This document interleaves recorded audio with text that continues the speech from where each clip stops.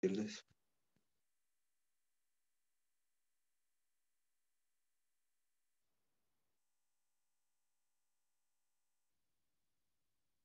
A ver. Es que ahora eso que...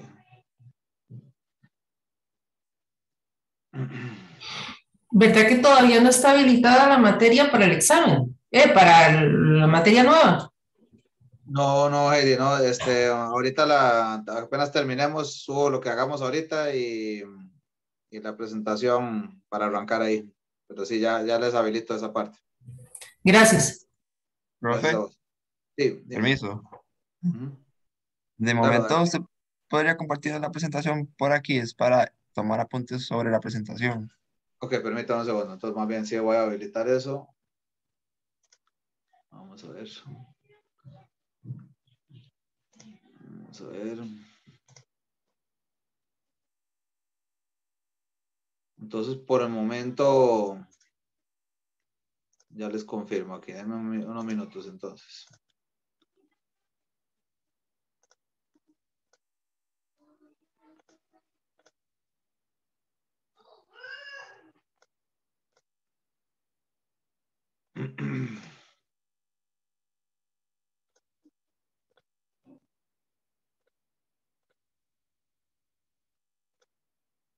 Ok, ya podrían buscarla ahí en mediación. Listo, gracias, profe. A ustedes. Ok, en todo caso, no voy a arrancar por la presentación primero, por eso aquí les estoy compartiendo un blogcito de notas eh, para que más bien empecemos pensando un poco ahí con la hoja en blanco, compañeros, compañeras. Empecemos por preguntarnos un momento,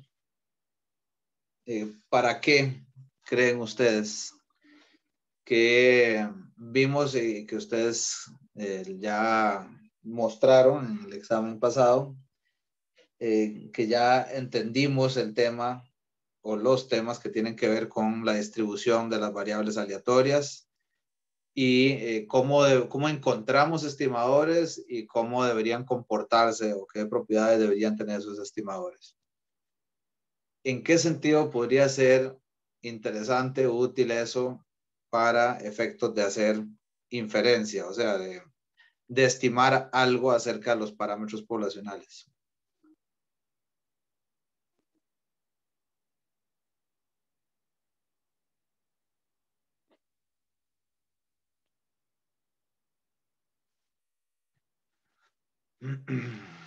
¿Qué opinan?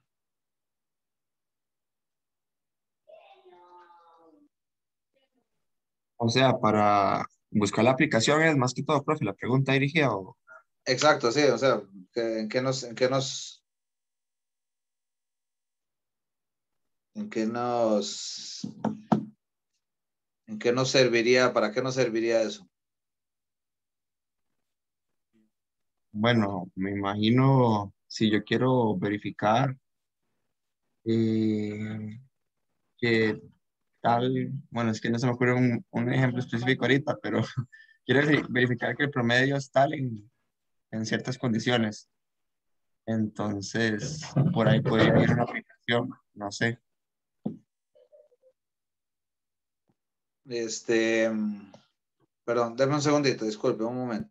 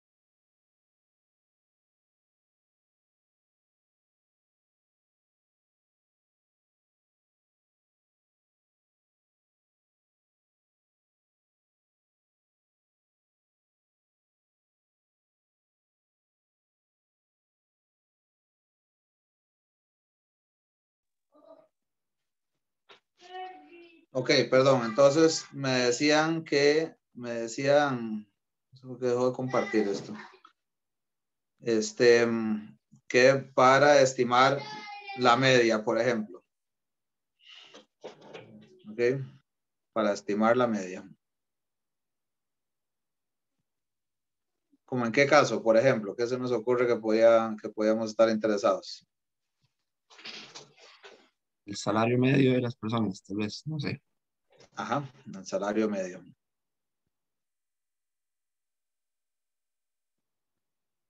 Ajá. El salario medio. ¿De cuáles personas, por ejemplo?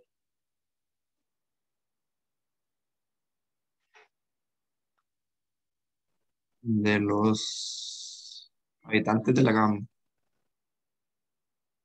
De habitantes de Ghana.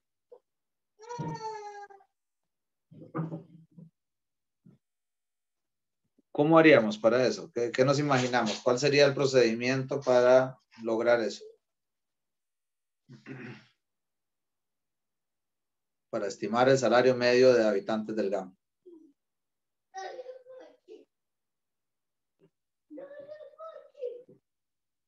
Sería tomar una muestra y a partir de esos datos extrapolar para definirlo para la población. Muestra, extrapolar a la población. Sigamos exactamente sobre esa idea. Perfecto. ¿Cómo funcionaría eso?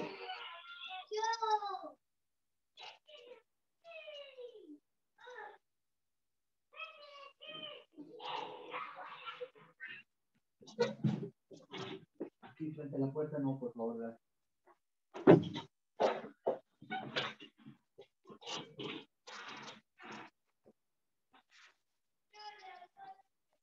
¿Cómo haríamos eso? O sea, recogemos una muestra. ¿Verdad?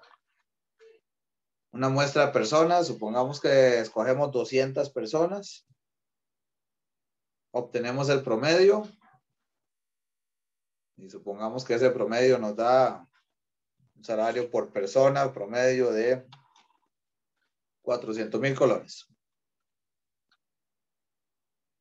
¿En qué consiste, cómo creerían ustedes que consiste el ejercicio de extrapolar a la población? O sea, ¿qué hago con esos 400,000 ahora?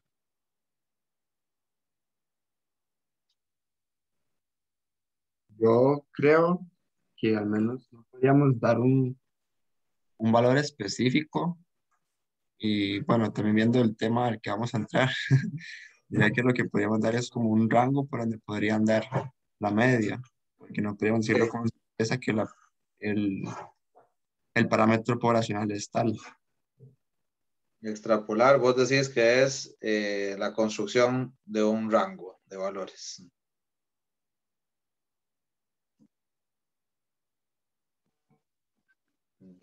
No de un rango. De un rango.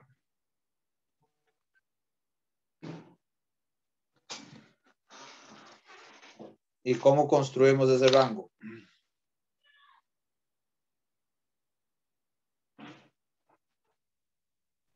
Y ahí ya utilizaríamos el estadístico junto con otros parámetros de distribución. ¿El estadístico cuál es?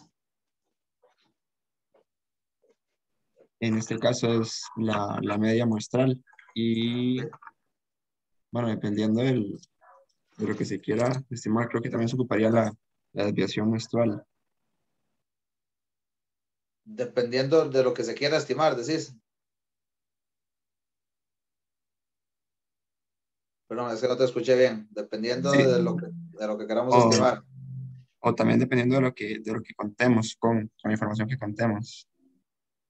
¿Y con qué contamos en la muestra? Bueno, contamos con un N bastante grande, diría yo.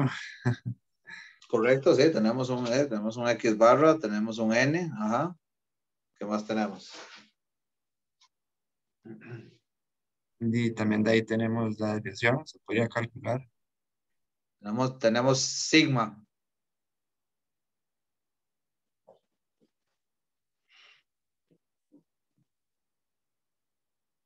¿Sí? Y bueno, yo hubiera pensado en la muestral S, pero Perfecto. Excelente. Eso es. Ese tenemos. Ajá. Necesitamos algo más. O sea, cuando vos decís construir un rango, bueno, aquí todos los que quieran aportar, colaborar, bienvenidos, ¿verdad? Cuando decís construir el rango de valores, ¿de qué dependería? O sea, tenemos esas tres. ¿Necesitaríamos algo más? sí, para agregar la incertidumbre diría yo que tomar en cuenta la distribución de probabilidad. Ajá, la distribución de quién. En este caso, como son promedios y tenemos un N grande, diría yo que con el valor de Z, el estadístico Z, la distribución normal. Correcto.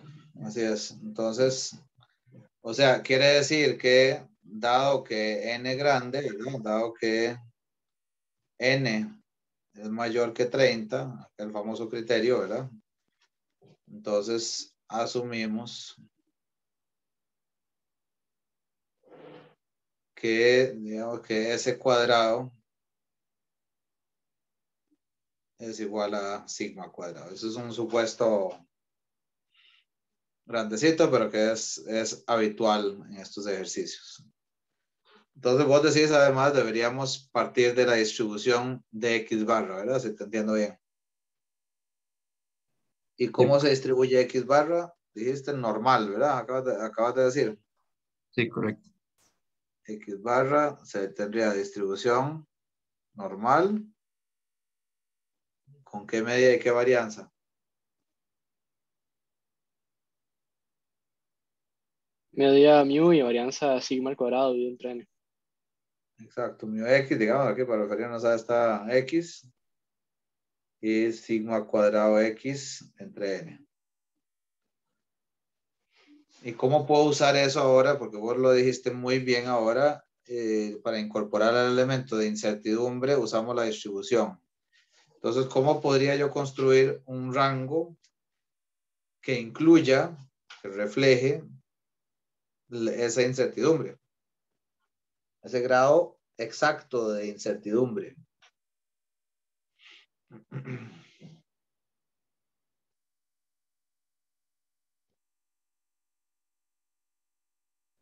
Eso Ajá, dime. también en parte lo definimos nosotros Ujú. con el nivel de significancia que queremos, creo yo, o no va por ahí. Sí, señor. Perfecto, buenísimo. La de significancia es una medida de incertidumbre, exactamente. Sí, aunque no hemos mencionado estrictamente la significancia, ¿verdad? Aquí en el curso, por lo menos.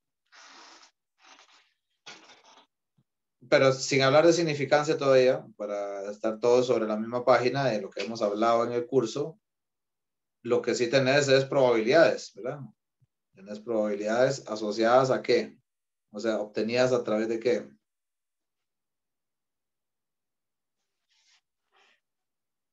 De la distribución normal. Así es, exacto, buenísimo. Entonces, o sea, yo tengo una distribución. Aquí vamos a ver las habilidades, muy pocas habilidades de dibujo de Alexander, pero la idea es lo que necesitamos. Esto tiene media mu x, ¿verdad? Y tiene varianza sigma cuadrado x entre n. Y es la distribución de x barra.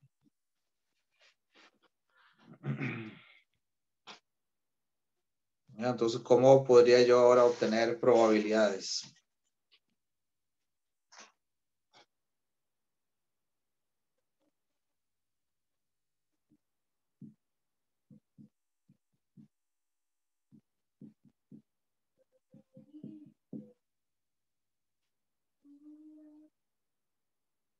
O sea, por ejemplo, si aquí preguntáramos, si ahora preguntáramos, ¿cuál es la probabilidad? Eso me parece que lo vieron en el curso pasado, ¿verdad? ¿Cuál es la probabilidad de que x barra sea menor que un X barra alfa. ¿Cómo lo calcularíamos eso? La integral de menos infinito hasta x barra alfa, en ese caso. Exacto. Así digamos, conceptualmente definimos aquí un X barra alfa. Entonces vos decís la integral, el cálculo del área que está acá, ¿verdad? Ok.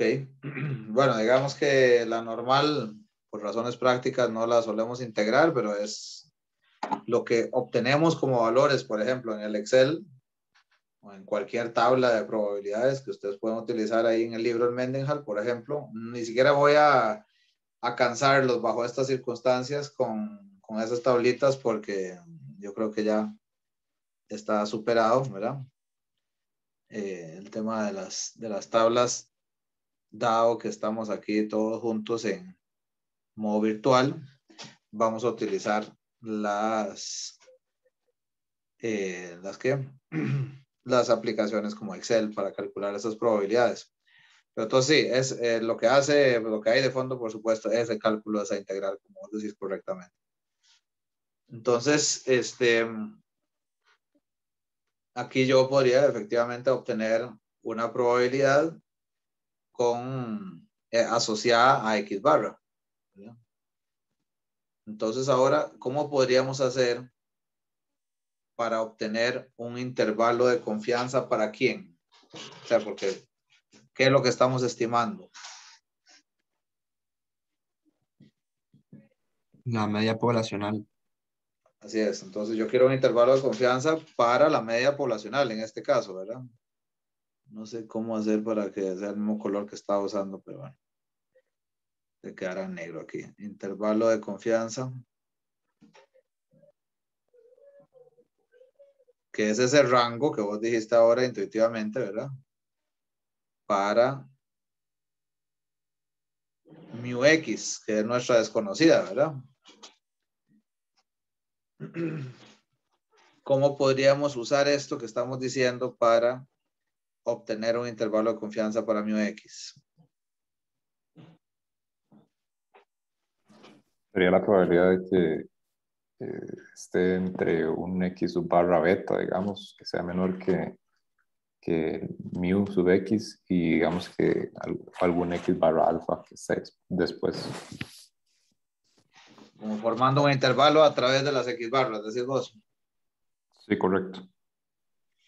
Ok, sí, indirectamente el asunto es, digamos, si aquí no hiciéramos la integral en esta, ¿qué es lo que hacía uno normalmente aquí? Procedimiento así de cajonero, ¿verdad? Que nos enseñan los cursos de probabilidad. ¿Cómo hacemos para calcular el valor que necesitamos para ir a buscar la probabilidad en la tabla? En esta pregunta, digamos, acá. ¿Cuál era el procedimiento? Había que calcular el Z. Exacto, o sea, aquí lo que hacíamos era, la Z, ¿cómo era?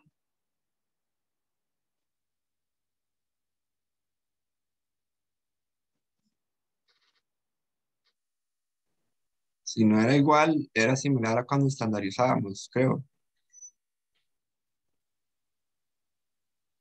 Así es estandarización, exacto. Entonces aquí, ¿qué es? X barra alfa.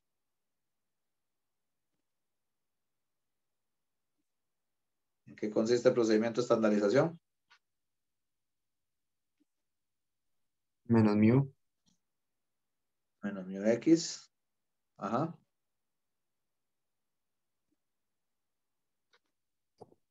Entre sigma, entre raíz de n. Sigma x entre raíz de n. Exactamente. Y esa probabilidad, ¿verdad? Esa probabilidad debería ser aquí, supongamos, ¿verdad? Siendo esto de aquí arriba alfa, ¿verdad? Esta probabilidad es alfa. Entonces esta probabilidad debería ser 1 menos alfa.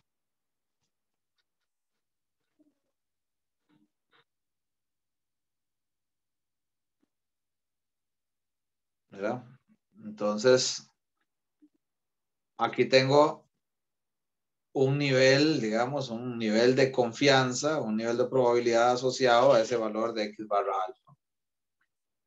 Y lo puedo calcular, lo puedo obtener directamente estandarizando y buscando el valor de la Z en la tabla, ¿verdad? O en su defecto, como les decía, calculándolo en Excel o cualquier otro app, ¿verdad?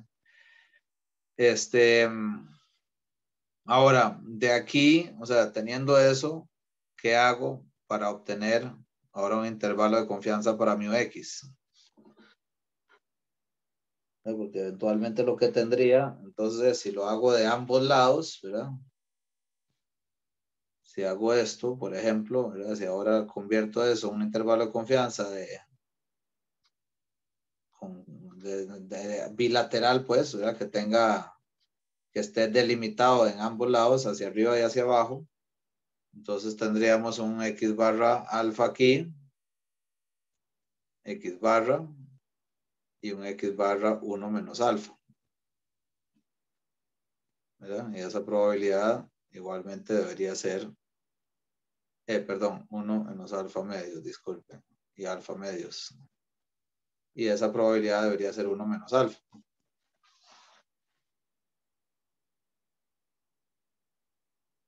Entonces, como de aquí, teniendo un intervalo para X barra, podríamos obtener 1 para mu X, más bien.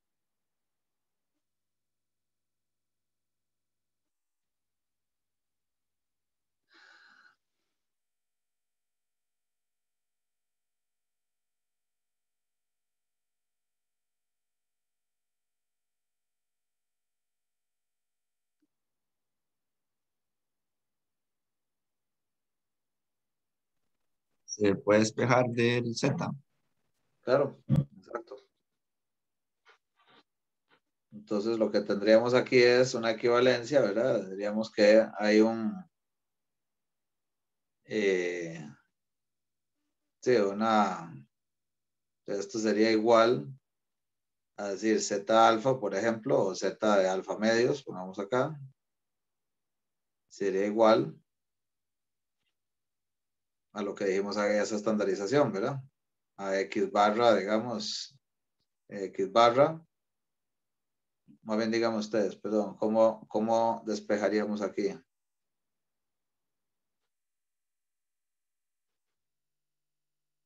Bueno, primero lo escribimos, X barra alfa menos mu X entre sigma X entre raíz de n.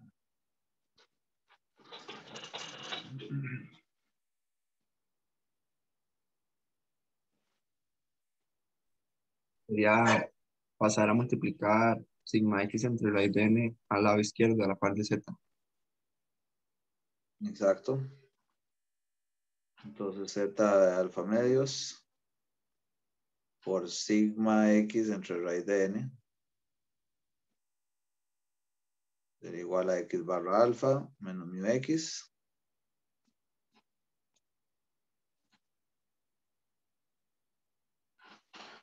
¿Y qué quedaría entonces?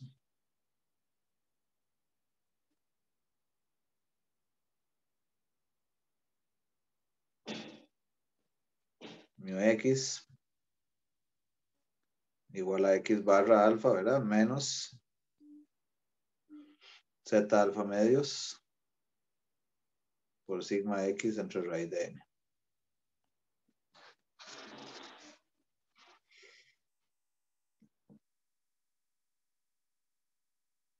Bueno, entonces, aparentemente,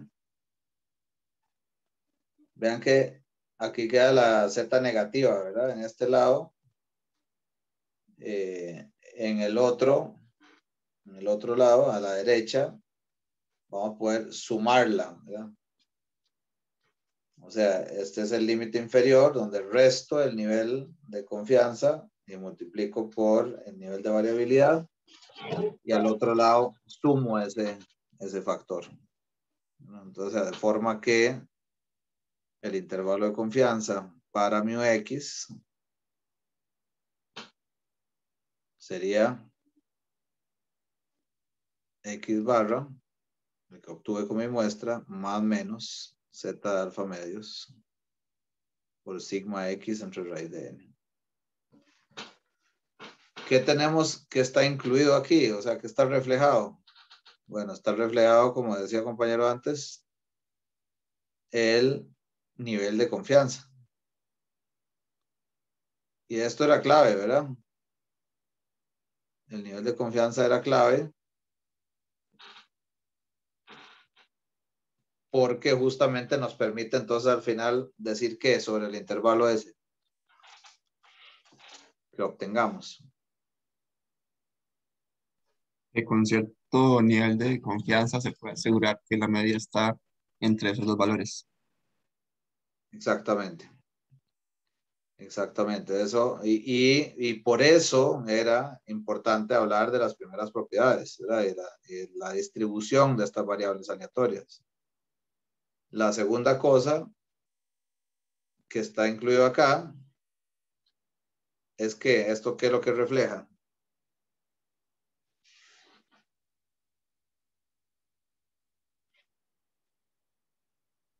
¿Qué cosa, perdón, profe?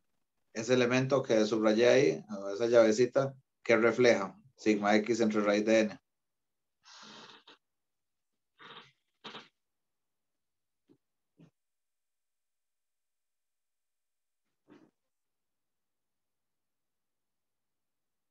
Sería la variabilidad de X barra, ¿no? La variabilidad, así es. De hecho, la variabilidad, partamos de la variabilidad de X para empezar. ¿Qué pasaría si nuestro estimador no fuera consistente? ¿Qué pasaría con ese intervalo?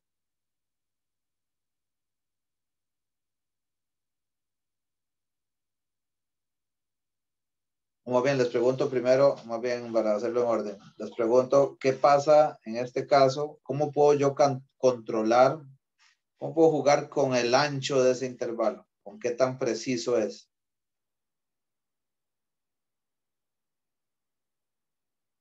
Digamos que salió más amplio. Perdón. O sea, incrementando el tamaño de muestra, porque ahí el n que divide me resta variabilidad y... Sí. Exactamente. Aumentando el tamaño de muestra, yo puedo controlar el ancho de ese intervalo. Exactamente. ¿Qué otra cosa podría ser?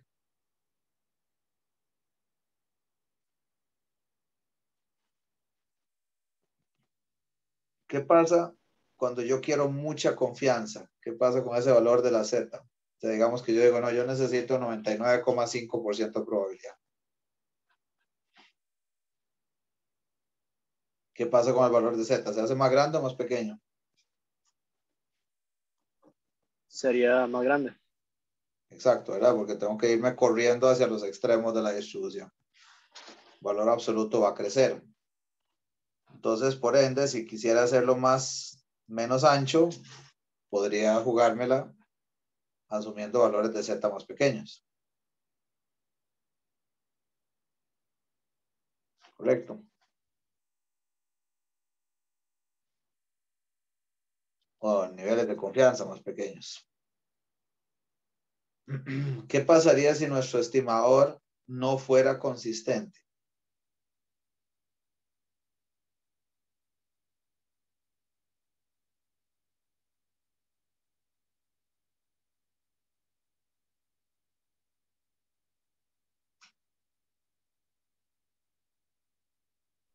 No se podría aplicar ¿Qué no se podría aplicar, Heidi? el estimador si cambia el tamaño de la muestra. No, ¿pero a qué te referís, perdón, que no se puede aplicar? O sea, ya el estimador no me va a funcionar. Bueno, pero yo podría usar, ya digamos, si aquí uso una medida, digamos que X barra no fuera consistente, yo coloco X barra, le sumo más o menos Z alfa medios y lo multiplico por su desviación estándar. Ok. Digamos que así, muy cajoneramente, y lo podría hacer, ¿verdad?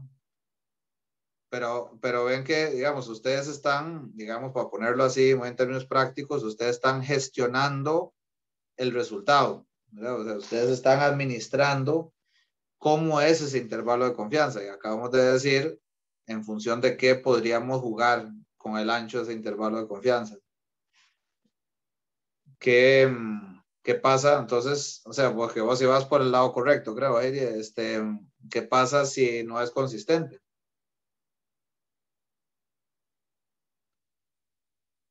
Si puedo construir un intervalo, ¿pero qué?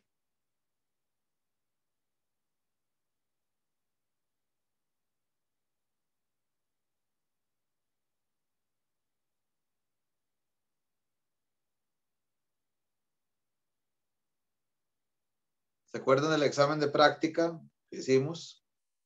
Y había un estimador de la varianza que era restarle a la última observación la primera, elevarlo al cuadrado y dividirlo entre 2. ¿Se acuerdan de eso, verdad? Sí. Ese estimador era consistente, ¿recuerdan eso? ¿O no era?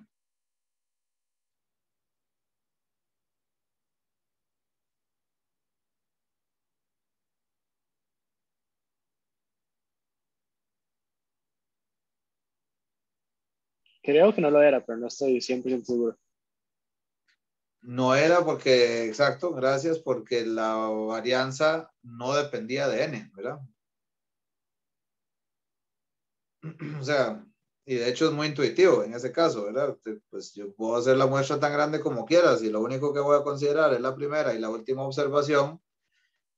Puedo seguir creciendo y creciendo y creciendo la muestra todo lo que yo quiera.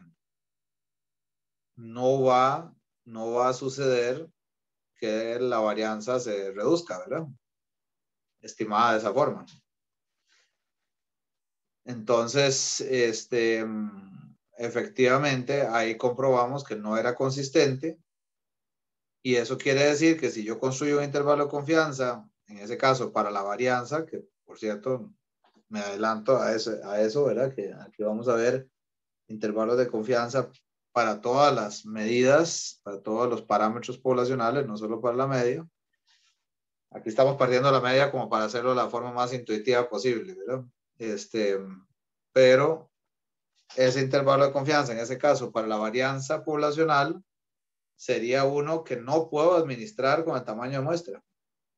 O sea, cuando digo administrar, quiero decir, cuando ustedes trabajan con estas cosas en la práctica, ustedes deciden, mientras tengan los recursos, por supuesto, para administrarlo, pero ustedes tienen la posibilidad, digamos, de decidir qué tan ancho quieren ese intervalo o van a reportar ese intervalo de confianza. Pero si tenemos un estimador que no es consistente, pues no, por más recursos que tengamos para aumentar el tamaño de muestra, no va a pasar nada. Por eso no es trivial el tema de consistencia, por ejemplo, ¿verdad? Por eso nada más como para ir enlazando los temas, sí es relevante entender las propiedades de los estimadores. Entonces, bueno, aparentemente aquí podemos jugar con eso y eso, o sea, para construir ese intervalo, y eso termina siendo también muy elegante, ¿verdad? Porque aquí estoy haciendo un intervalo que incorpora todas las propiedades, como incorpora la propiedad de la distribución sin la cual yo no hubiera podido construir un intervalo de confianza porque no tengo un elemento probabilístico por ningún lado, ¿verdad? Ni la SX, que es la que estoy asumiendo aquí, que es igual a sigma X, ni el tamaño de muestra, ni X barra, tiene ningún componente de incertidumbre. Son realidades de la muestra.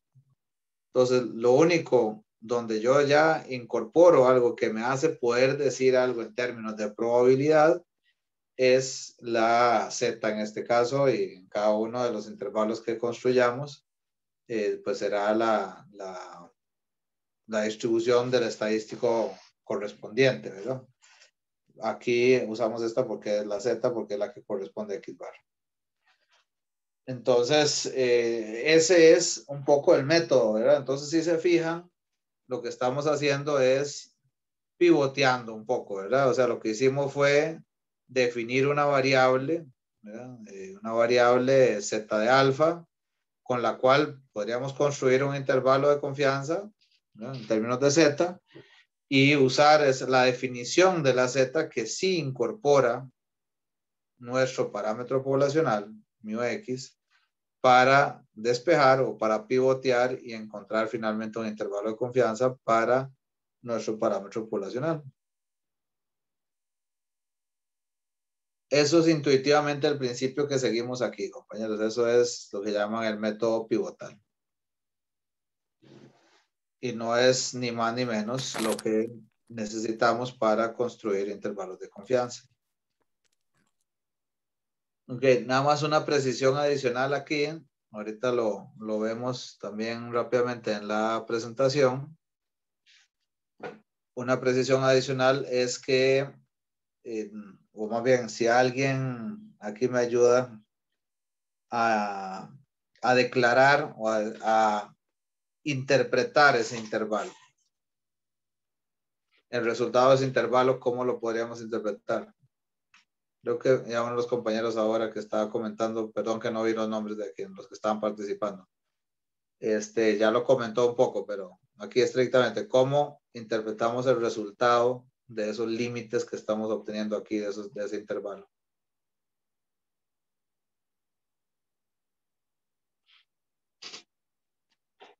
Ya voy a poner aquí si quieren para ser muy concreto.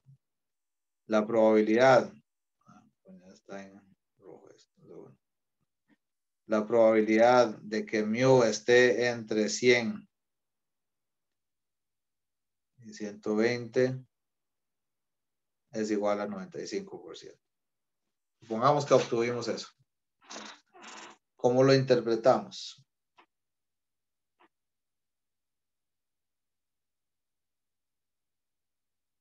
O sea, ¿cómo describimos eso? Así como acabo de decir.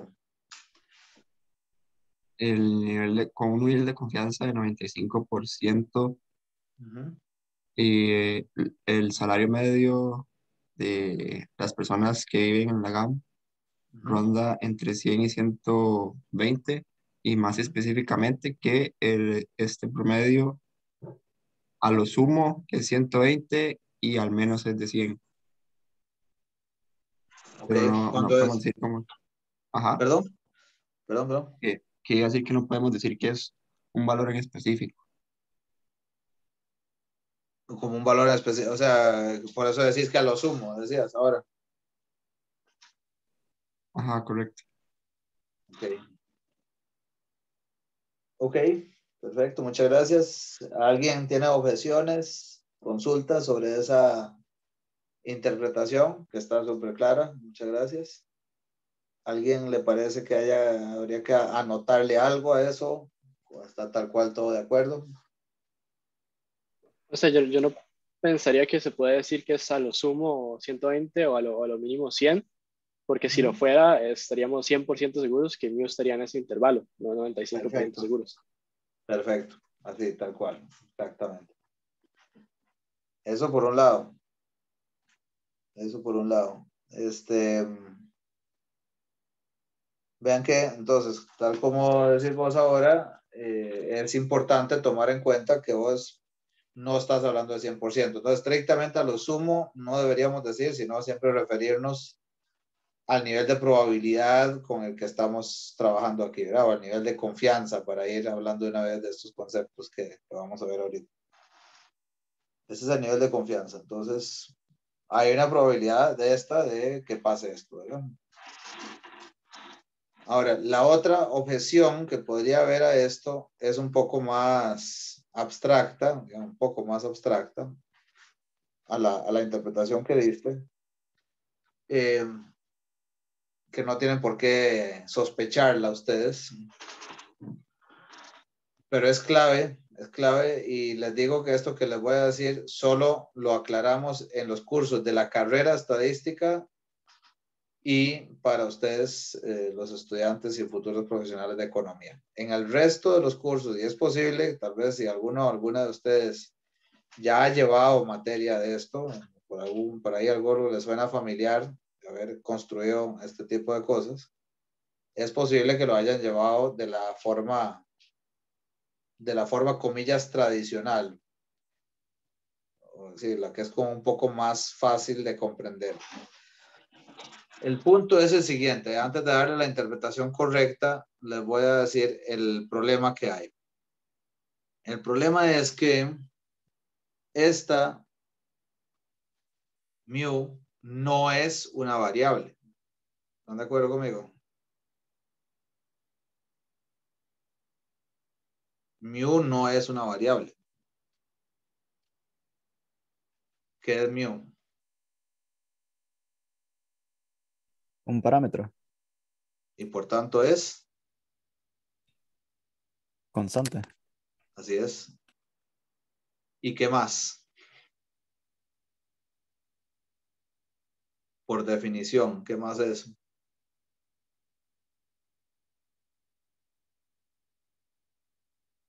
Desconocido. ¿No? O sea, si yo conociera, y es muy interesante, no quiero empezar a entrar en todo el contexto filosófico histórico de cuando se construyó todo este marco teórico, digamos, pero es interesante lo que refleja a nivel filosófico también, ¿verdad? Porque partimos de una época de la humanidad en la que estamos aplicando a la ciencia ciertos principios también que eran comunes, por ejemplo, del campo religioso. Pero estamos partiendo literalmente de una propiedad, ¿verdad? De una característica de la población, la cual nunca voy a conocer, pero que existe ahí en ese espacio etéreo, digamos, existe y es una constante. No varía, no, eso es un valor fijo. Sin embargo, yo nunca voy a poder decir con certeza cuál es, porque si lo supiera por alguna triquiñuela que le juego al destino o a los divinos poderes, o concretamente tengo tanto dinero como para ir a levantar toda la población sin ningún sesgo de por medio. Si estoy en esas condiciones, pues no me entretengo con marcos teóricos probabilísticos, ¿verdad? Sino que entonces tengo certeza. Entonces, mientras no tenga certeza, lo cual aplica en el 99,999999% de las ocasiones, debería partir de que por más felices que sean las circunstancias de estimación, no conozco con certeza mu y es una constante. Entonces, si eso es así, si eso que acabo de decir es así, no podría yo hacer una interpretación probabilística de ese intervalo. O sea, yo no podría referirme a que mu está entre dos valores con cierto nivel de probabilidad. La interpretación que vos diste ahora, compañero, es tal cual la que vos no, como les digo, la que nosotros damos en cursos de administración, de sociología, de ciencias políticas, la que a ustedes les guste, en cualquier campo. Bueno, perdón, al rato tengo que exceptuar aquí, a Heidi tal vez me corrige, en ciencias básicas probablemente tampoco, o más bien también partimos de este nivel de, digamos, de abstracción. Pero bueno, en ciencias sociales, pues, que es ese campo que yo conozco, hay, disculpa si me pasé un poco más de la cerca. En ciencias sociales, normalmente enseñamos la interpretación, que es la que vos decías ahora, y es, la interpretación es, hay un 95% de confianza que mu esté entre 100 y 120. Pero esa interpretación, esa que acabo de repetir, la que diste vos, no es correcta en el sentido de que mu no es una variable. Entonces, ¿qué podríamos decir? ¿Qué sí es una variable? Que tiene que ver con mu.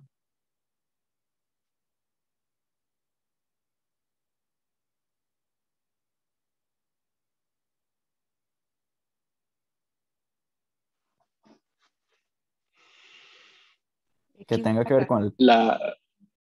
Sobre adelante. La media muestral. Exactamente. Buenísimo. X barra. Entonces, ¿cómo se interpretaría este intervalo? En 95 de cada 100 muestras, la media va a estar contenida entre 100 y 120. ¿Se entendió esa idea?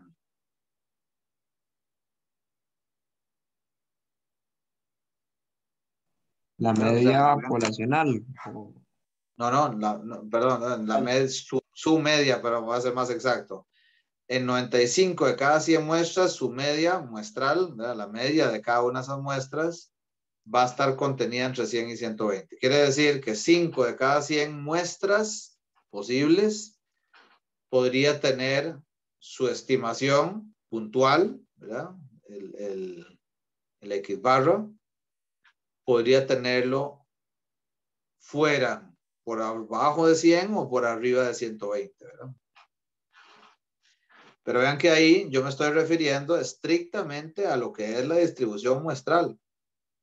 O sea, yo estoy diciendo que saquen más muestras si ustedes quieren, ¿verdad? O sea, si tenemos recursos y demás, podamos tener suficiente certidumbre de que una buena cantidad de casos, o sea, 95 de cada 100 muestras de esas que les estoy sugiriendo que saquen, la media va a estar entre 100 y 120. Eso refleja dos cosas. Primero, que no tengo certeza dónde está mu igual, ni en qué rango puede estar, por un lado. Y segundo, sí refleja el hecho de que yo con una sola muestra no tengo una estimación exacta, sino que estoy reconociendo ahí que esa es una de esas posibles 95 muestras que está entre 100 y 120.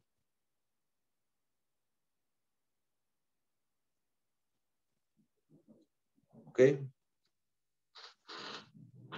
Entonces, esa es la forma estrictamente correcta para interpretar esos intervalos y para efectos del curso, de aquí en adelante espero, ustedes, digamos, utilicen esa forma de concluir acerca de intervalos de confianza. En la primera que les decía ahora, la que es más usual de escuchar, esa es la que no vamos a utilizar, ¿no? A ver cómo volvemos aquí a... No sé por qué está como quitado. Aquí está. Bueno. Entonces, nos interesa entonces hablar de los intervalos de confianza. De forma un poco más, digamos, sistemática aquí. El objetivo general, aquí estoy resumiendo un poco lo que acabamos de hacer intuitivamente. El objetivo general es que partimos de lo que conocimos y probamos sobre los estimadores, los cuales nos dan esa estimación única, ¿verdad? Puntual. Por el momento no habíamos hablado de incorporar los elementos de incertidumbre, pero sí nos preocupamos hasta ahora, ¿verdad? Hasta el primer examen, nos preocupamos porque esas estimaciones puntuales cuenten con todas las propiedades que quisiéramos para hacer un estimador insesgado de varianza mínima, ¿no? Y que sea consistente y que sea suficiente y todo eso que ya conversamos. Entonces, lo que queremos ahora encontrar es un intervalo, un rango, como decían ahora, que tenga dos condiciones. Uno, que contenga al parámetro zeta. En este caso que hicimos ahora ese ejemplito, a mu. Y la otra, como les decía, queremos estar administrando el ancho de ese intervalo, ¿verdad? Que su amplitud sea relativamente pequeña. Los límites de ese intervalo los vamos a llamar límites de confianza. El concepto entonces de intervalos de confianza es que contienen sus límites, y ojo que esos límites son variables aleatorias per se, ¿verdad? ¿Por qué decimos que esos límites son variables aleatorias?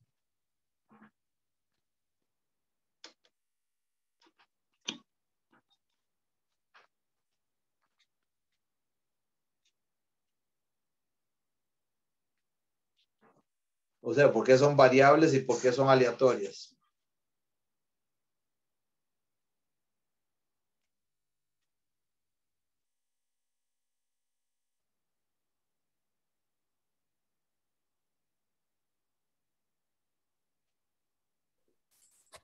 Porque proviene del estimador. Y el estimador es una Es una variable variable. aleatoria. Y es una variable aleatoria porque es una de muchas posibles muestras, exactamente. Entonces, bueno, es ligeramente nervioso este concepto también, ¿verdad? Entonces podría decir, bueno, entonces mi intervalo va a depender literalmente de la muestra que escoja. Sí, así es. ¿Y por qué estamos tranquilos con una sola muestra?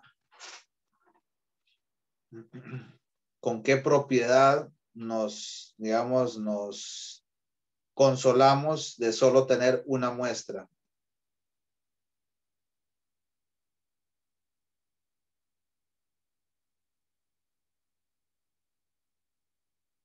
¿Con qué propiedad de los estimadores?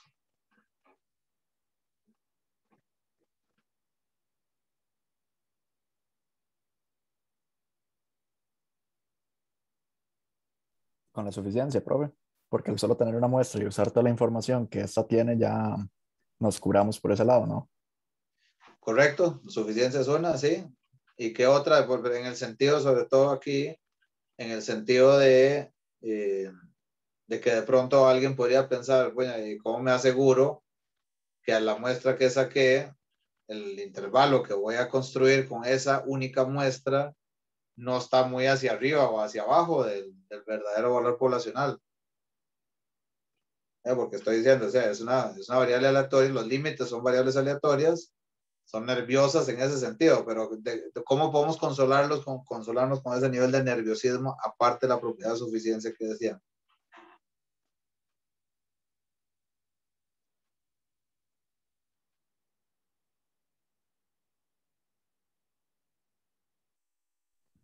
Yo diría en este caso que es que la muestra es eficiente, ¿no? Bueno, el estimador es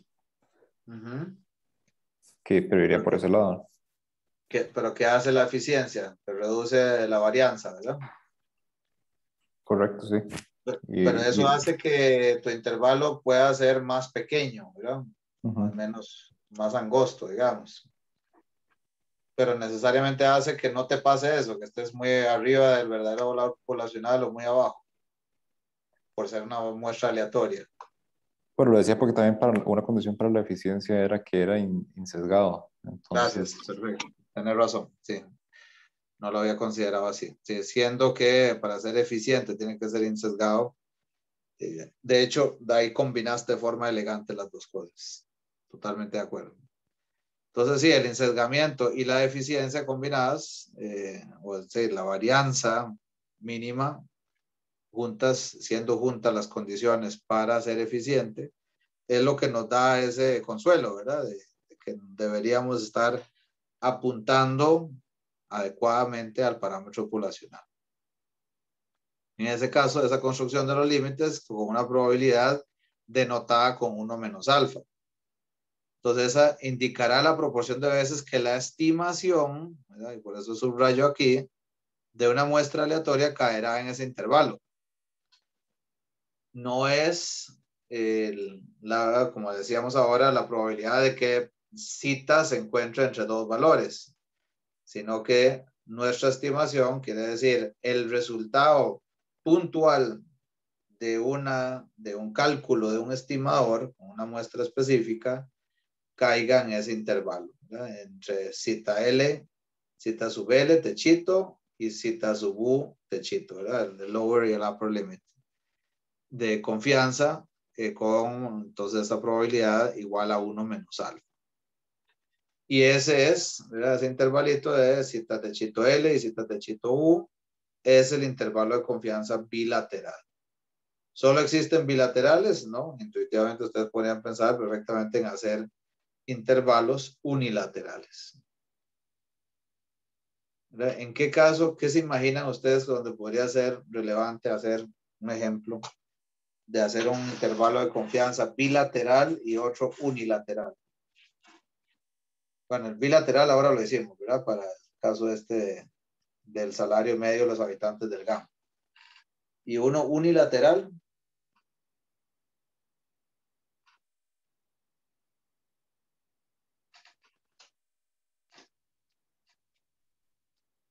Profe, se me ocurre que para algo de lo que yo tenga como bastante certeza, por ejemplo, la edad de las personas en este grupo, en esta llamada, yo sé que la Ajá. mayoría van a tener más de 18, pero y aquí perfectamente hay alguien de 35, por ejemplo, y no lo podemos como saber para hacer un intervalo bilateral.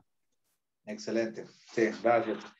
Eso es un buen ejemplo y lo que estás comentando en esencia es lo que define cuando un intervalo unilateral hace sentido. Y es cuando no te preocupa, entre comillas, una de las colas, ¿verdad? Puede ser porque vos tenés certeza que en ese rango no se encuentra. Puede ser también, o es muy común que se dé cuando, por ejemplo, para vos es crítico saber cuál es el límite inferior o límite superior de una estimación. Simplemente, o sea, con más énfasis en ese punto, porque si supera tal valor pasa algo crítico para vos, o si es inferior a tal valor pasa algo crítico. Entonces, ese es en esencia de cuando un intervalo unilateral hace sentido. Bueno, como les decía, ¿verdad? Aquí podemos hacer un zeta techito L menor o igual a zeta, igual con 1 menos alfa, y tendría la forma justamente de zeta techito L a más infinito. O al revés, podríamos análogamente tener un intervalo más bien que sea de menos infinito a zeta techito U.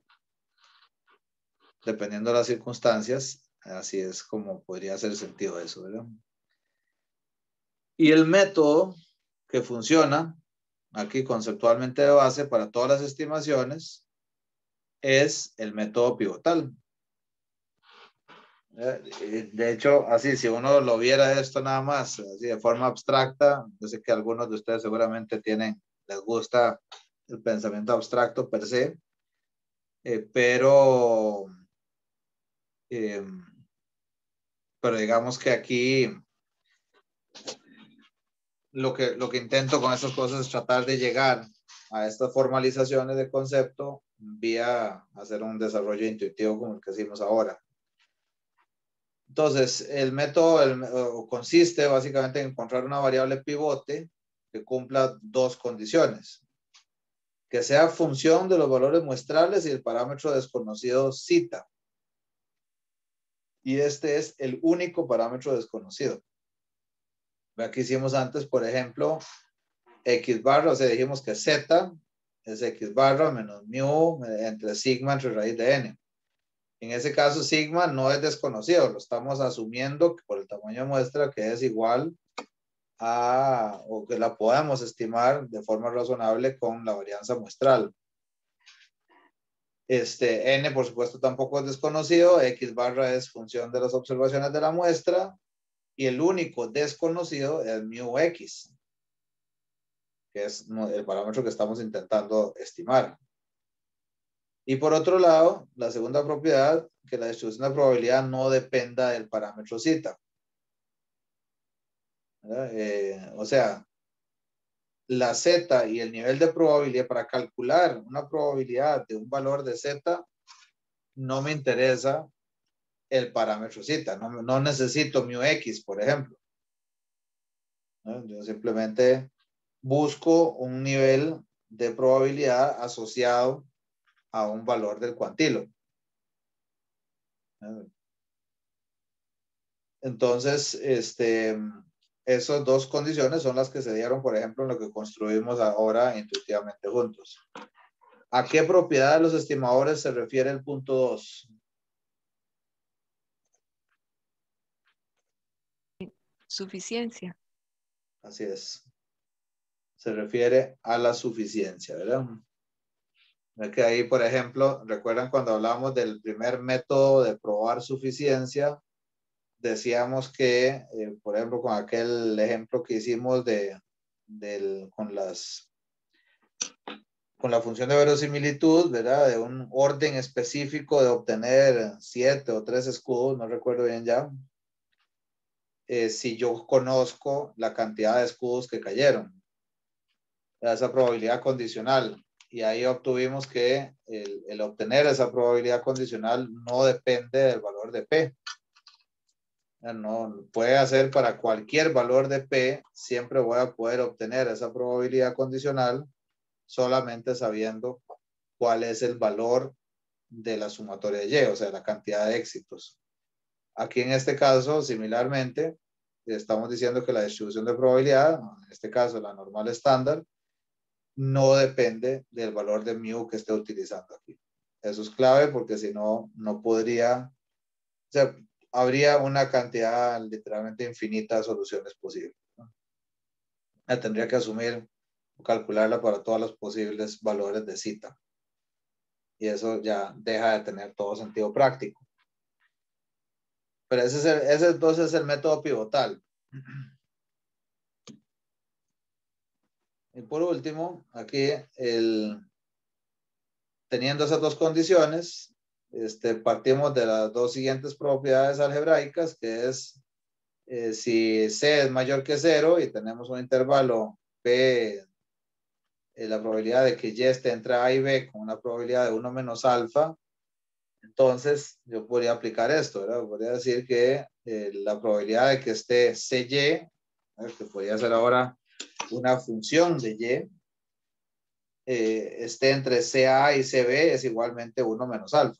Entonces, puedo multiplicar por una constante, ¿verdad? Por una constante C. Y también podría sumar esa constante y se mantiene igualmente el nivel de confianza para ese intervalo que encontré inicialmente. Ok.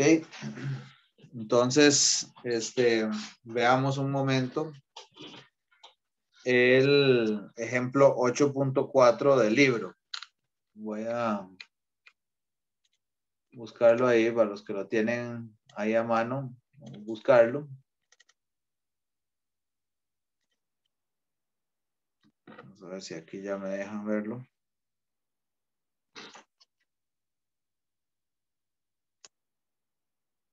El librito de Mendenhall.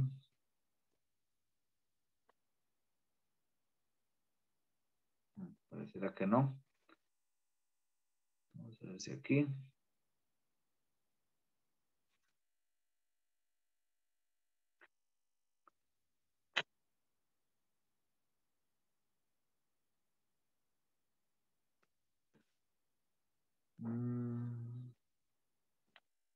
Bueno, no quiere actualizarse esto.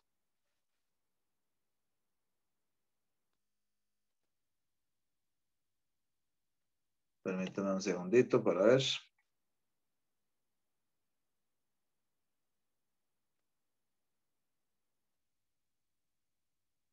Vamos a volver acá.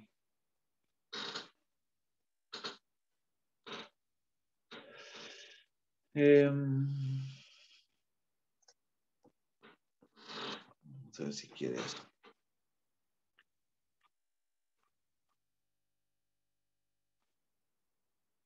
Se nos ponga rejego.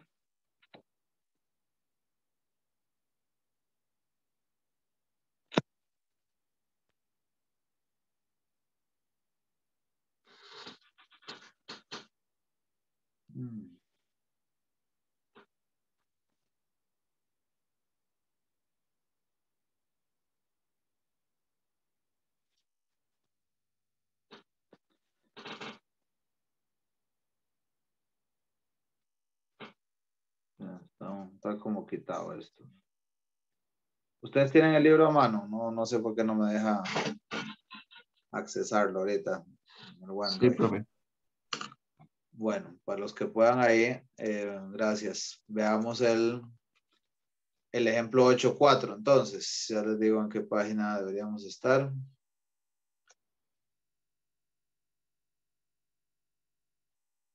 Mm. 407.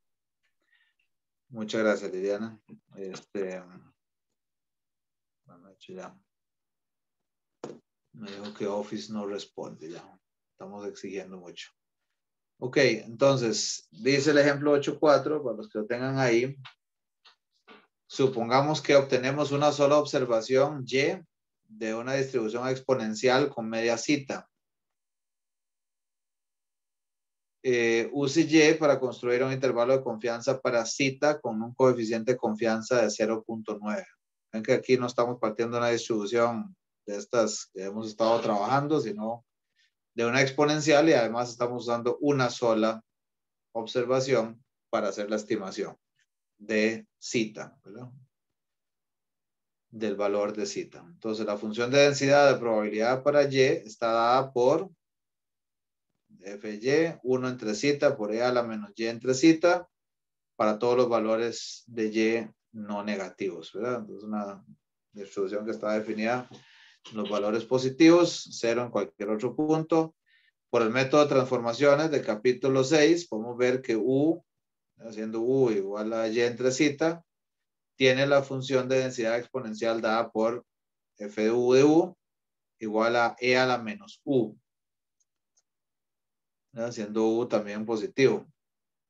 Entonces, la función de densidad para U aparece graficada en la figura 8.5. Entonces, si se fijan ahí, en la figura 8.5 nos muestra esa distribución, esa función de densidad, que es exponencialmente decreciente, ¿verdad? En este caso, y tenemos dos áreas identificadas, ¿verdad? Una por debajo de A y otra por arriba de A. Y arriba de B, perdón. Y en medio un nivel de probabilidad de 0.9. Entonces, como dice acá, U igual a Y entre zeta es una función de Y, la medición muestral, y zeta. Y la distribución de U no depende de zeta. La distribución de U es exponencial y la podemos graficar como está puesta ahí en la página siguiente. Entonces, podemos emplear U igual a Y entre zeta como cantidad pivote, ¿verdad? Porque ese era el requisito, que no dependiera del valor de zeta como tal, ¿verdad? Para encontrar los valores de los cuantilos. Entonces, como buscamos un estimador de intervalo con coeficiente de confianza igual a 0,9, necesitamos construir un intervalo que de A y B dé una probabilidad de 0,9. Entonces, aquí sí, como decía el compañero ahora, aquí sí vamos a hacer el cálculo de la integral, ¿verdad? Para calcular el área que está de 0 a de A a la menos U, con respecto a U, siendo esa área igual a 5%, 0,05, y la otra igual, la probabilidad de U mayor que B, más bien, ¿verdad? Igualmente la integral de A a la menos U, con respecto a U, pero ahora entre B y más infinito, igual a 5%. Perdón, una pregunta. Sí. ¿Es el ejercicio 8.4? Ese es el ejemplo 8.4, sí, ya está resuelto. Ah, el ejemplo. Sí, perdón, sí, el ejemplo en la página 407. Gracias. Claro. Estas ecuaciones dan como resultado esto que tenemos acá. 1 menos E a la menos A, ¿verdad? Evaluado, ¿verdad? La primera integral igual a 0,05 y E a la menos B, ahora evaluado en la segunda integral, ¿verdad? También igual a 0,05. Lo cual, resolviendo aquí, sería para A y B, sería 0,051, 0.051, perdón, y B igual a 2,996. Entonces, podríamos decir efectivamente que hay una probabilidad de 0,9 de que U esté entre esos dos valores que acabamos de decir. Y U es igual a Y entre zeta. Entonces, sustituimos U otra vez, ¿verdad? Y de ahí despejamos, como notan aquí abajo, ¿verdad? Entonces ahí es donde por eso se llama pivotal, porque entonces usamos esa cantidad pivote para obtener el intervalo para zeta, que es lo que nos interesa, ¿no? Que ahí, bueno, ya ahí no nos entretenemos tanto con eso. Ustedes ven cómo terminan despejando zeta, teniendo Y dividido entre el valor, entre cuantilo de esa distribución exponencial que comentamos, más alto, 2,996 para el límite inferior, y Y entre 0,051 para el límite superior. ¿Verdad? ¿Podemos administrar el ancho del intervalo? Sí, dígame, perdón. ¿Alguien iba a comentar algo? Ok. Una pregunta, perdón. Sí, dime. uno siempre, para efectos del curso, puede, si la relación es, por ejemplo, aquí, que U es Y entre cita, y tengo los valores de U, simplemente cojo cada cota y despejo para encontrar los intervalos de la variable. Sí, Ok. así Y tal si cual. fuera otra función, si no fuera Y entre cita, o U siempre va a ser Y entre cita. No. Aquí se usó esa transformación, ¿verdad? Por conveniencia. Bueno, por conveniencia de dejar, porque inicialmente FY era 1 entre cita, por ella la menos Y entre cita. ¿Verdad? Por eso U aquí terminó siendo Y entre cita. Pero puede ser que, como en el caso que vimos ahora, ¿verdad? Que usamos más bien la cantidad pivote Z, que también incluía X barra y mu. Entonces, si fue, es ahí donde va mi pregunta. Si fuera una suma, por ejemplo, simplemente igualo cada cota, cada extremo del intervalo a esa suma y despejo, paso al restar y vámonos. Así es, o sea, es exactamente. Sí, porque lo que haces al final es algebraicamente nada más manipularlo para dejar en el medio tu parámetro que estás estimando. Ok. Sea cual sea la función. Es por una cuestión de linealidad que tenía mis dudas. Ok, sí. A ver, es así como opera. De hecho, vas a ver en todos los casos que vamos a ver aquí, por lo menos, que puedes aplicar exactamente desde el principio. Perdón, eso, Gracias. este tipo de transformaciones se hacen, me imagino, por un tema de las unidades que estamos manejando. O sea, como de llevarlos, ¿cómo decirlo? Lo que estamos tratando de hacer a una función de densidad mucho más sencilla y luego transformarlo de vuelta a las unidades que estábamos hablando. Sí, exacto, por conveniencia, como les decía, pero sobre todo, en realidad, sobre todo porque yo no quiero tener una función de densidad que dependa del parámetro, del valor del parámetro. Ven que yo aquí tengo una densidad de U, que es exponencial. A U no le interesa cuál es el valor de cita para encontrar esos cuantilos. Nada más integramos E a la menos U. ¿Verdad? En el caso de la Z que vimos antes, que construimos intuitivamente juntos, en ese caso, lo único que te interesa es la probabilidad. La Z no depende de nadie más. ¿Sí? Ok, gracias. Claro. Ok, entonces, bueno, decían también que revisemos el ejercicio 839. Ahora sí, Heidi, el ejercicio 839.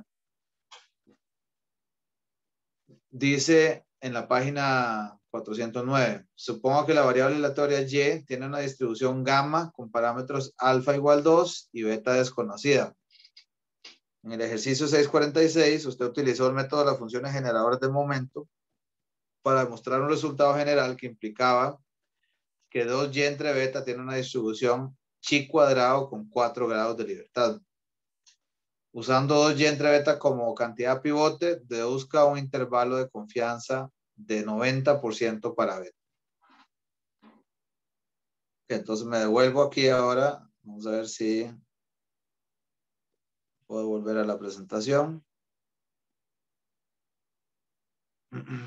Aquí tenemos lo siguiente, que tenemos W. Vamos a definir esta W igual a 2y entre beta.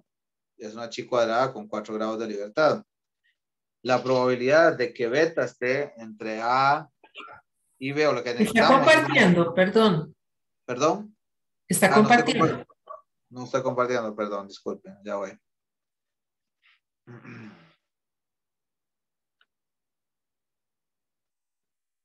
Ya voy a compartir.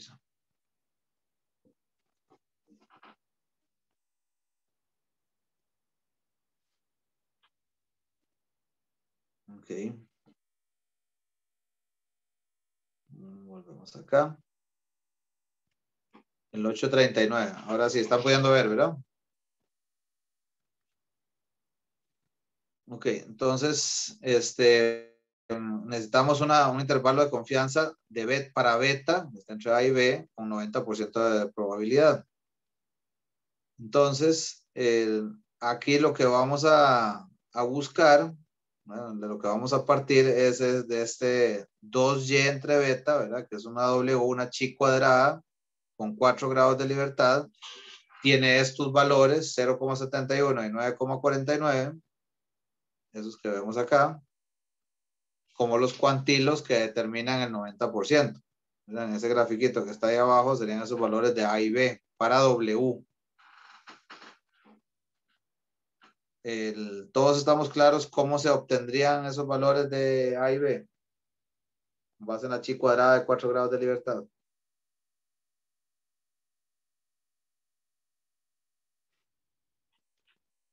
En este caso voy a suponer que el silencio no es tan positivo. Voy a buscar a ver si tengo aquí si tengo un Excel. Eso no es tabla. Bueno, Claro, es tabla, sí, es tabla. tabla o se mete a matemática, Excel o cualquier software que se la calcule y ya. Sí me gusta. Eso sí, tal cual. Bueno, ya Heidi lo resumió. Gracias. Digo Eso yo. es. Así es. Así es. Si alguien tiene dudas, me comentan, por favor. Igual ahí cuando hagamos ejercicio lo vamos a ver más en acción. Pero aquí tenemos entonces el 90% de probabilidad asociado a esta chi cuadrada de 4 grados de libertad con esos valores, con esos cuantilos. Ahora necesitamos obtener de esa, ahora otra vez, aquí está como en acción lo que decía Heidi. 2y entre beta está entre 0,71 y 9,49, que son esos cuantilos, ¿verdad? Ese concepto es relevante, lo vamos a estar hablando muy frecuentemente, el de los cuantilos. Y de ahí despejamos, ¿verdad? O sea, sería beta entre 2y entre 9,49 y para el límite superior 2y entre 0,71. ¿No? Entonces, ¿qué Que lo que hay que hacemos? tener cuidado ahí son los valores, ¿verdad? ¿Cuáles valores? Porque dependiendo de qué sea la operación, lo que está en cota inferior puede terminar siendo cota superior y lo que está en cota superior puede terminar siendo la cota inferior. Sí, muy bien la observación que hace Heidi. De hecho, es muy frecuente que le pasa a uno eso, ¿verdad? Pero a más tardar, cuando a mí me da un resultado que dice, por ejemplo, la probabilidad de que beta esté entre 100 y 42 es 0,9, ahí me di cuenta que probablemente los estoy invirtiendo en el orden, ¿verdad? A más tardar ahí me doy cuenta de eso. Pero en todo caso, vean que aunque no calcule un valor exacto o aunque me doy cuenta que pasa eso, vean que debería ser siempre que el valor que divide, el cuantilo que está dividiendo aquí, el cuantilo menor para calcular el límite superior y el cuantilo mayor para calcular el límite inferior en el denominador, ¿verdad? Pero ya eso son cuestiones más y literalmente más intuitivas, ¿verdad? De revisión de los resultados que estoy obteniendo. Bueno, este es como este primer acercamiento a intervalos de confianza. ¿Alguien tiene alguna pregunta, duda sobre esto?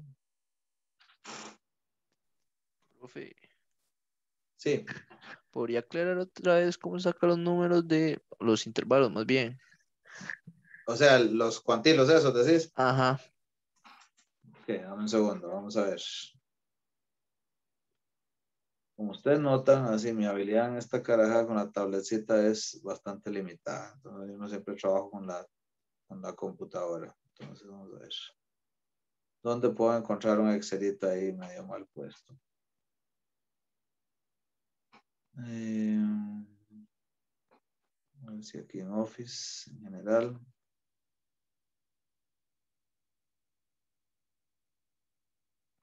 No.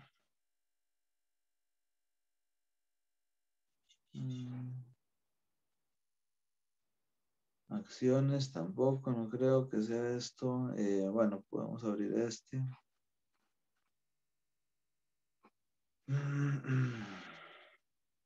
Bueno, aquí está. No queremos guardar eso. Vamos a abrir un nuevo archivito. ¿Cómo hacemos? Qué duro esto, ¿verdad?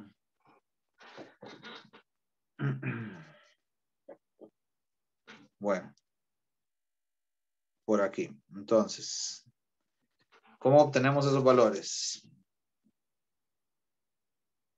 Aquí podemos escribir. A ver. Si escribís aquí en Excel, como decía Heidi ahora, chi cuadrada, ¿verdad? Excel está configurado, de hecho, es similar a lo que uno ve en otras plataformas como R, por ejemplo. Aquí te dice, te da la opción, la distribución chi, que es cuando vos querés calcular una probabilidad a partir de un valor del cuantilo, pero aquí más bien nos interesa averiguar un cuantilo de acuerdo con un nivel de probabilidad. Entonces, cuando es este caso, más bien que quiero que como resultado me dé un cuantilo, marco para todas las distribuciones, marco la inversa de la chi cuadrada. Entonces, aquí voy a colocar el primer valor de probabilidad y aquí los grados de libertad, que son 4. Y ahí tenemos 0,71. Voy a copiar eso y aquí le voy a cambiar este valor a 0,95 y ahí tenemos el segundo cuantilo. Así de difícil es eso, ¿verdad? La otra opción, si alguien quiere irse más por la vieja escuela, bueno, es que no puedo abrir aquí déjame ver si ya dejó ver el librito, no, por alguna razón no muestra el libro del Mendenhall. Pero la otra opción es déjeme ver acá, en el libro, en qué página están las tablas, las que mencionó Heidi también. Por ejemplo, las tablas de la chi cuadrada vienen a partir de está en el apéndice 3, tabla 6, en el libro del Mendenhall, en la página 850. Ahí se nos ubicamos en los grados de libertad. Ustedes buscan ahí la fila que dice 4 grados de libertad. El nivel de probabilidad arriba 0,95, dice 0,71. Y más abajo está la tabla igual para 4 grados de libertad, 0,05, 9,487. Entonces tenemos esas dos opciones para encontrar los cuantilos, compañeros.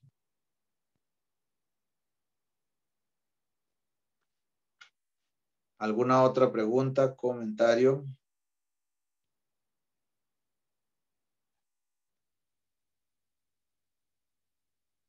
¿O está clarito hasta el momento? Bueno. Profe, ¿Sí está otra claro? pregunta. Sí, perdón, digo.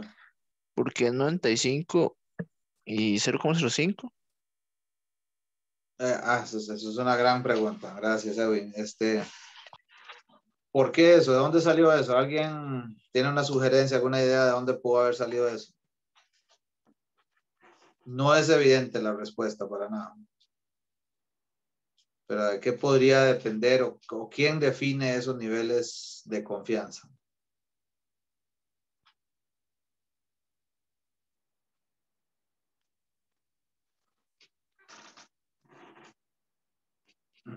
Les estoy preguntando eso más como economistas que como estudiantes de estadística aquí.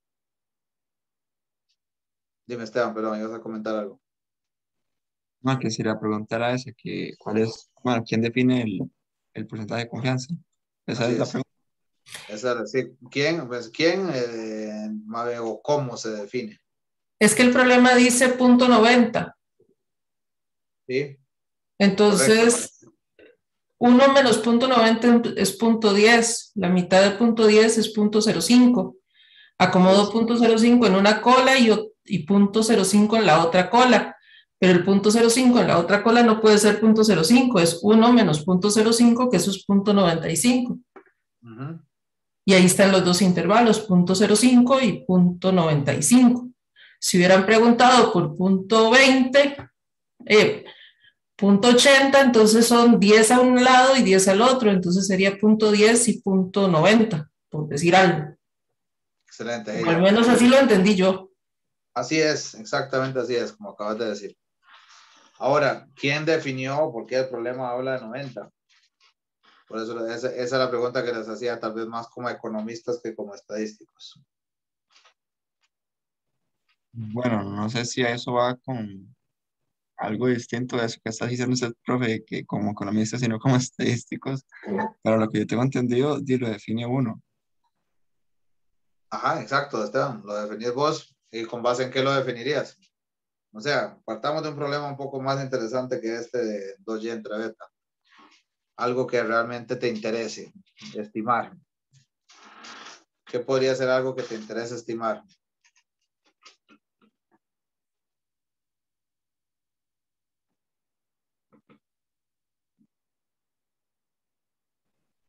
Bueno, no sé, trasladándolo un poco más ya a empresas, Ujú, eh, no sé si sirva mucho, pero tal vez quiero invertir en algo, entonces ujú. eh, el promedio de ganancias, tal vez con esa inversión, yo qué sé, solo por decir algo.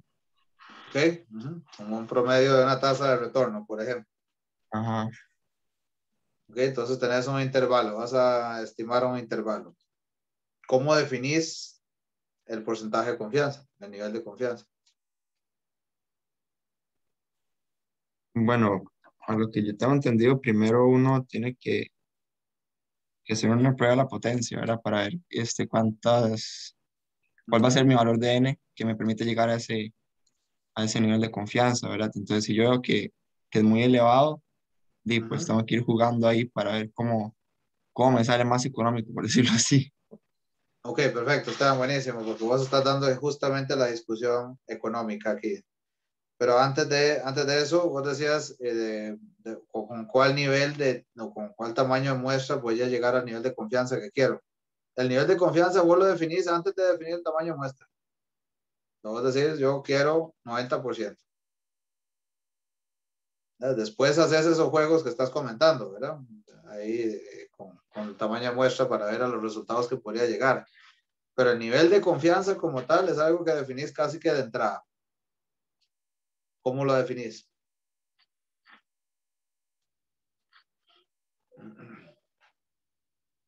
Supongamos ustedes están sentados ahí con Esteban, buenísimo ejemplo. Todos ya, supongamos que tienen 3, 4 años de graduados, ya tienen alguna platilla extra ahí. Y dicen, vamos a invertir. Y vamos a invertir en algo que traiga algún retorno, ¿verdad? Entonces invertimos en eso, y para poder invertir, como todos somos muy estudiados, e inteligentes, hacemos una estimación de la tasa de retorno. Y alguien recuerda este curso de estadística que nos daba mucho sueño después de la hora de almuerzo y dice, deberíamos estar estimando un intervalo de confianza mejor. Ah, buenísima idea, excelente. Qué buena idea. Hagamos un intervalo de confianza. Ahora, el libro de texto siempre nos decía el nivel de confianza. Esto no es libro de texto, esto es los compas aquí sentados definiendo en qué invertimos. Entonces, ¿cómo deciden el nivel de confianza? Bueno, en este caso, como es una inversión, no es una decisión que se tome a la ligera, ¿verdad? Entonces, yo esperaría un nivel de confianza alto, o sea, no trabajaría con un nivel de 85%, por ejemplo, sino que buscaría lo más alto posible. No ¿Cómo de cuánto? 100, porque eso sería iluso, ¿verdad? Pero, Ajá, pero tal vez de 97,5 diría yo, como es una inversión. 97.5. Ok. ¿Y cuánto esperarías ganar para que te haga sentido invertir tu dinero en eso?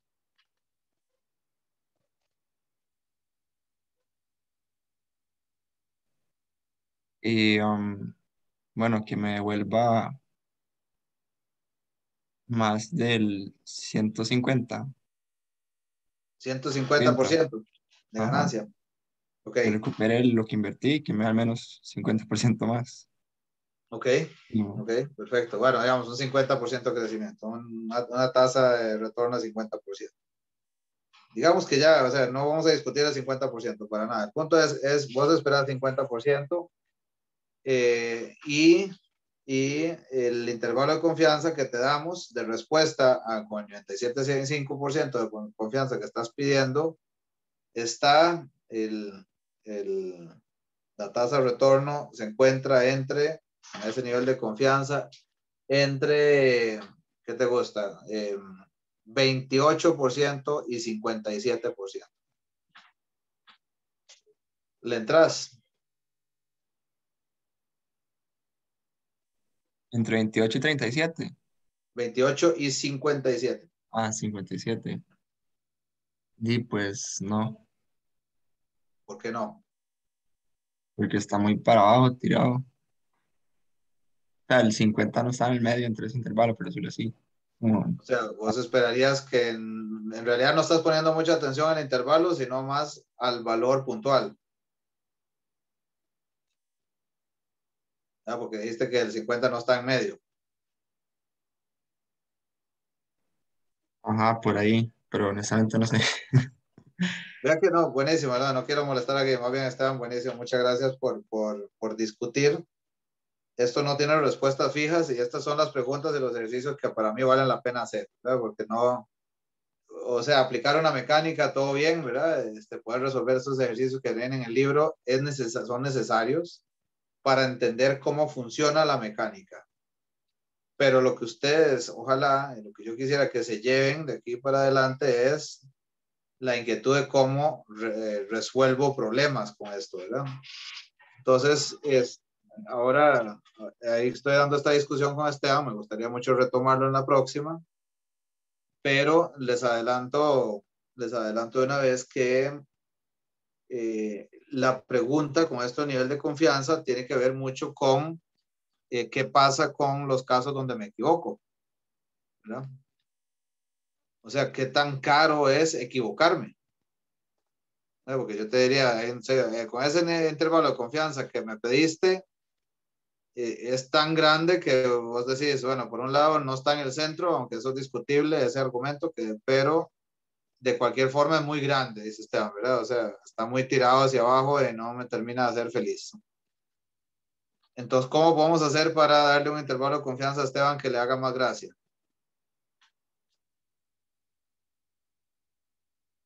Ya lo dijimos antes, ¿verdad? Al puro inicio de la sesión. ¿Cuál es la palanca con la que puedo jugar?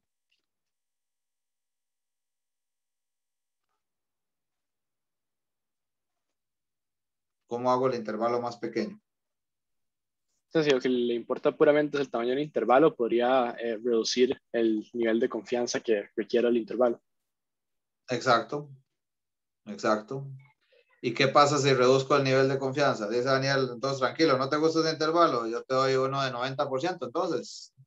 Esteban, ¿qué dirías? Es que ya ahí ¿Satisfecho o no tanto? el 90 no me agrada. ¿Por qué no?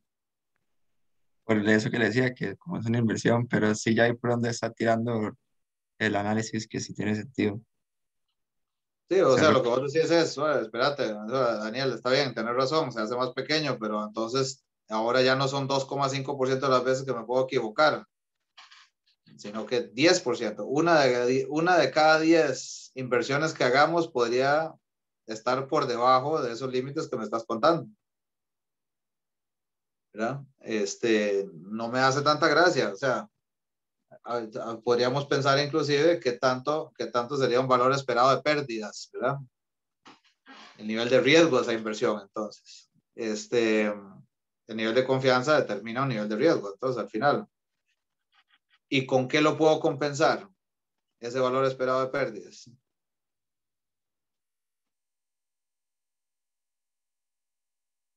O sea, ¿cómo puedo no asumir ese riesgo adicional?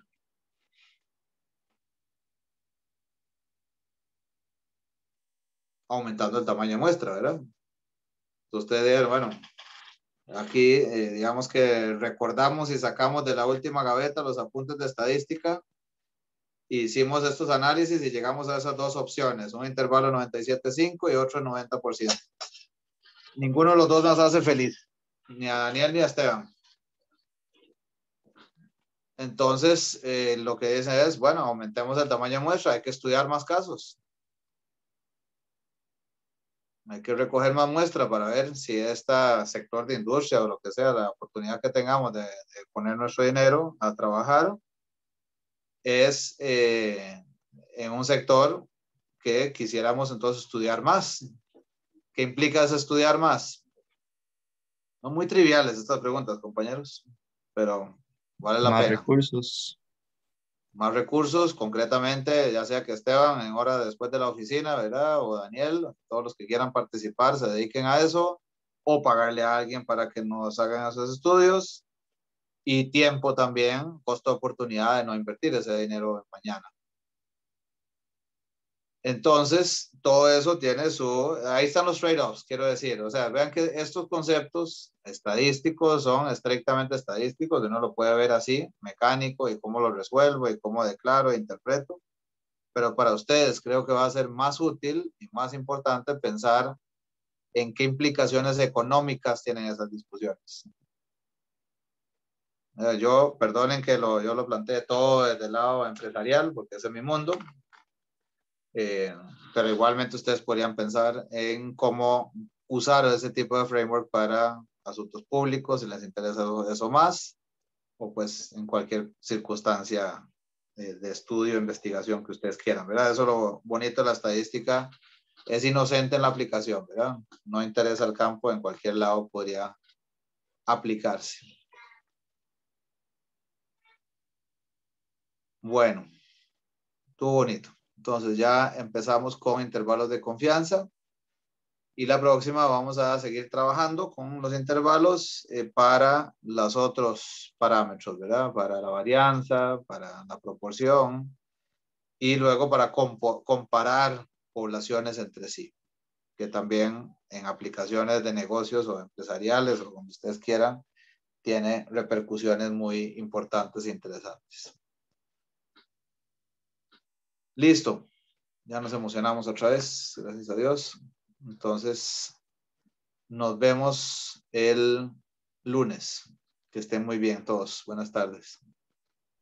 Hasta luego, profe. Buenas tardes. Gracias, Gracias. profe. Muchas gracias.